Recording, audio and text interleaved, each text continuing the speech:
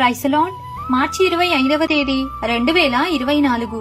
ఈ రోజు దేవుని వాగ్దానం. పర్వతములు తొలగిపోయినను మెట్టలు తత్తరిల్లినను నా కృప నిన్ను విడిచిపోదు. యెషయా గ్రంథము 54వ అధ్యాయం 10వ వచనం. దేవుడు మనకు ఆశ్రయమును దుర్గమునై ఉన్నాడు. ఆపత్కాలములో ఆయన నమ్ముకొనదగిన సహాయకుడు.